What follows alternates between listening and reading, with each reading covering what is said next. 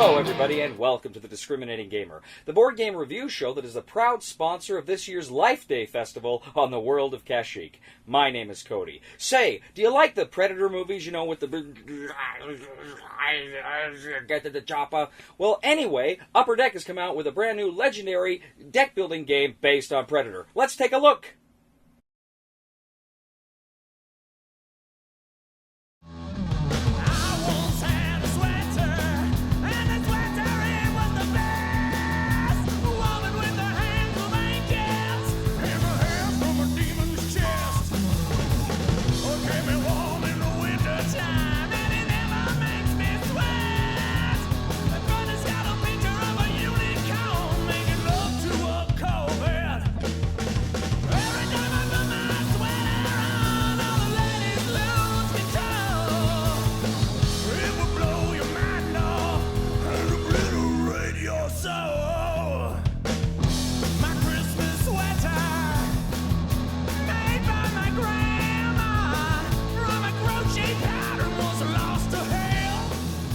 Legendary Encounters, a Predator deck-building game from Upper Deck, is a game for 1 to 5 players. And actually, it's 2 games, because there's a cooperative game and there is a competitive game.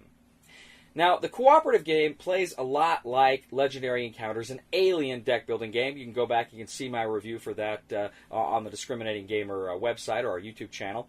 But essentially, it plays very similar also to the Marvel Legendary game. But let me go ahead and tell you how this works. Now, first of all, when the game comes, there are over 700 cards in this box. You've got to kind of sort them out. You've got to put them into various decks. And there are many, many small decks that you have to keep track of. There is some printing on the bottom, so you can kind of do that and get that ready, but once you've got everything where it needs to be, you can get started with the game. First thing you're going to want to do is pick a scenario. That will require that you get a location card that you put out there, and also the objective cards for whatever scenario you're playing. You also have enemies decks. These are the predators that you're going to mix together, and it's not just predators, it may also be some nasty surprises or other weird and kooky things that are going to be coming at you over the course of the game. You're going to mix some random cards in with the third objective, the second objective, and the first objective. You're going to mix those, and then you're going to place, the first on the second on the third, and that makes up your enemy's deck. So it becomes increasingly more difficult as you play the game. Now, before the game, you're also going to each take on a very specific role. You're going to be a CIA agent, a guerrilla, a tracker, a lieutenant, etc., etc. And each of your characters has kind of an avatar card that has your health points, how many strikes, how much damage you can take before you're out of the game. There is player elimination. Now, this is a standard deck builder, so in addition to that enemies deck, you're also going to have kind of your characters deck. These are characters from the movie. You're going to mix those together, place them in the HQ. These are cards that you can buy from. Just like a standard deck builder, you go ahead, you mix up your cards, you draw 6 cards. When you spend all those, of course, you put them in a discard pile, you draw 6 more, you keep going until you're out of cards, in which case you reshuffle your discard, so your deck gets stronger and stronger and stronger. The very first thing you do on your turn is you draw a card from the enemy's deck and you place it face down in the wilds. And any card that comes down after that on the subsequent player's turn will push that card forward. Now, what you can do is with your 6 cards in hand, you can spend attack value to scan at those individual spaces in the wilds. You can flip a card over, and if you have any attack left over, you can go ahead and attack and try to kill whatever came out. But there may be consequences if you do that. There may be special text on those cards. When revealed, they may do something. When you kill them, they may do something. You just don't know until you scan and take a look for yourself. Then, of course, you can spend your recruitment points to recruit some of the cards from the HQ to, again, make your deck more and more powerful. Now, there's some fun and interesting cards that come up here. There's men-in-arms cards, which essentially, if you're using different kinds of cards, you can get, a bonus. And there's some other bonuses that can come along the way as well. Critically, when you're playing cards, too, you have those symbols that we know from the Marvel game and the Aliens game, and those symbols can be very important because if you play a card that has that symbol on it and you've already played a card, you get another bonus. In this way, you're really trying to make combinations work for you to make yourself more powerful so you can attack more enemies so you can buy more cards. Now, once a card has slid all the way down into the combat zone, it's dangerous, because if you don't take it out on your turn, it will strike you. And if it strikes you, you have to take a strike card from the strike deck. Some of these may be benign, no effect, but some of them can really screw you over and cause damage. You place that damage card, that strike card, underneath your avatar to keep track of your diminishing health. There may be opportunities to get rid of some of these cards, but don't count on it. The game also includes an innovation that was originally created for the Alien game, and that is Coordinate. Some of the cards have the Coordinate ability where essentially you can loan somebody else the power of that card. You set the card aside, they can use its power, you put it back into your discard pile when it's over, but you also get to draw a new card. So it kind of really encourages kind of some negotiation and some cooperation in this game. You go around and around, kind of repeating these steps until you have either completed all of your objectives, which come out of the enemy's deck, or you are all dead. And this is a tough game, so you'll probably be all dead. Now, the competitive game is very similar, but it's a little bit different. Instead of a enemy's deck, you've got the prey deck, because you are the predators. In fact, your avatars now are different kinds of predators. There's an elder predator, a hunter predator, a gunslinger predator. There's different kinds of predators that you take on. And they've kind of got that same thing where they have got the health points where, you know, they can be diminished. But they also have honor points. Because this is a competitive game, you're competing for honor. And some of the strikes that come out at you may not just diminish your health, they may diminish kind of your score at the end of the game. Here, the different cards are coming out, and there's dangers, and some of the dangers, if they're not defeated, may require you to draw a trap card, which can hurt you. Now, unlike the cooperative version, when the cards come out of the prey deck, they're going to come out face up. So they're sliding face up, you don't have to worry about scanning them, but they can still be really tough and nasty and still come with a lot of surprises. Now, instead of characters that you're buying, what you have in the HQ is essentially your equipment, your tech that you're using to hunt the humans. And so you can buy those cards that, again, will make you more and more powerful as the game progresses. Whenever you defeat humans or their traps or their gear, you put those cards in a trophy pile. Now, in that trophy pile, everything in the trophy pile has kind of an honor point. So what you can do is, once the game is over, say if one of the predators dies or another endgame condition is triggered, then you count up your deck, you see how many points you have. Whoever has the most honor points wins the game, but be careful, you got to subtract any negative honor points you got with the strike cards. So that is just a very, very brief overview of the two ways to play Legendary, a Predator deck building game. Now, I have to tell you, I'm a big fan of the Legendary Marvel game. I'm a big fan of the Legendary Aliens game. And, you know, I've got to be honest, it's always very difficult when a company sends you a game. The good people at Upper Deck sent me this game to review. And it's always difficult when they send you a game and you don't like it, or, you know, frankly, you think it's crap, and you kind of have to make a video review saying that, when you know they had such high hopes for it. That's not going to happen here! I freaking love this game! I love Legendary Encounters, a Predator deck building game. It's a brilliant game. It is a brilliant game, just like its predecessor, just like the Alien game. I freaking love it. I think Alien and now Predator really improve upon the Legendary system we saw in Marvel. Now, I still love Marvel. I still think Marvel's a great game. I love the superhero theme.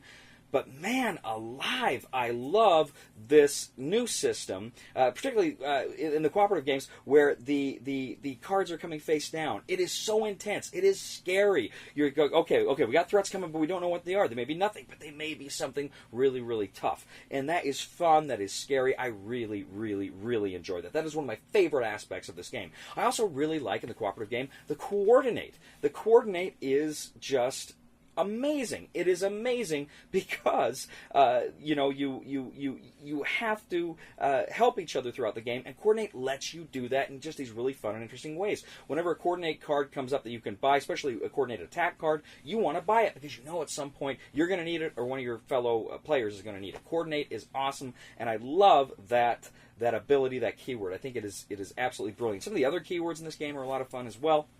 Overall, the cooperative game here with Legendary is just absolutely fantastic. Now, the cooperative game. So I was kind of a little reluctant, I guess you could say.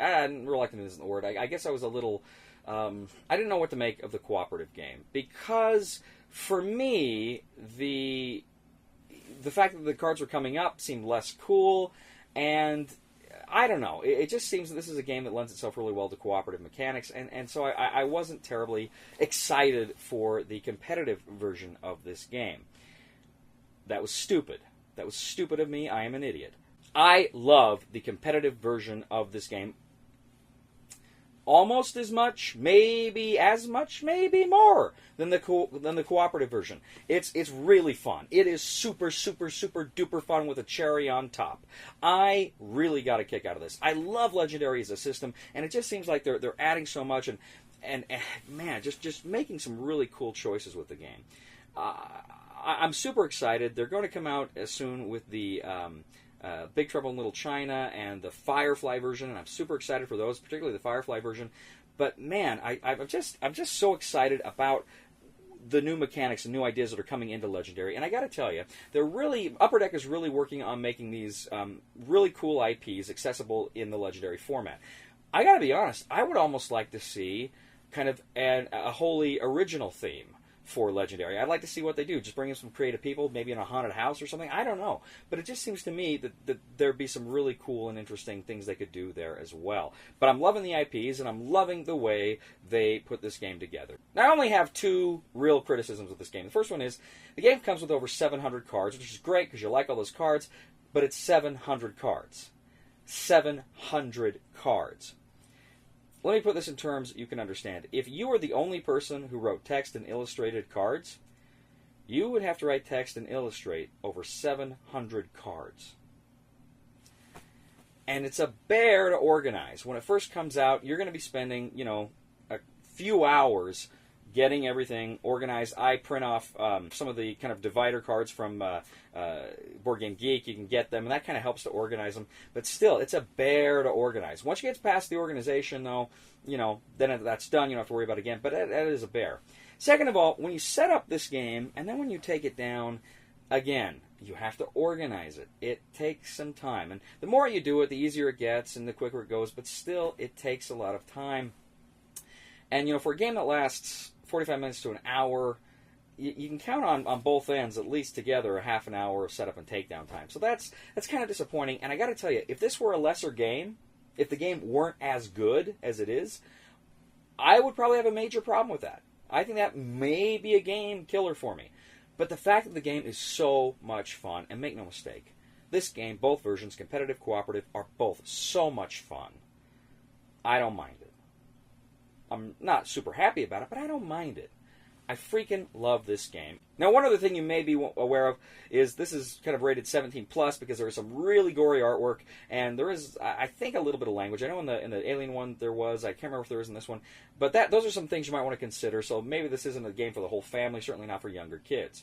But this is a super duper ooper no brainer for the discriminating gamer. If you like deck builders, you're going to want to buy this one. It's le mon juste. Pick it up.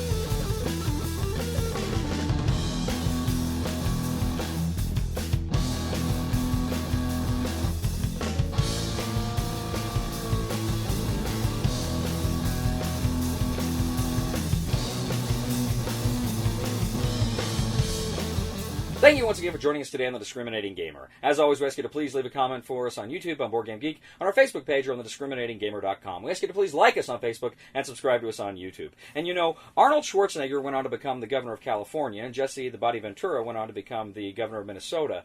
Carl Weathers, Utah needs you. Come on. Please somebody help me on my feet again, and I don't know where I'm going, and I don't know where I've been. Please somebody help me on the solid ground. It's a long time, and I'll be dying. Once a year I wind up in the band. You better get back, Zach Man, or this cowardly commentator will pay the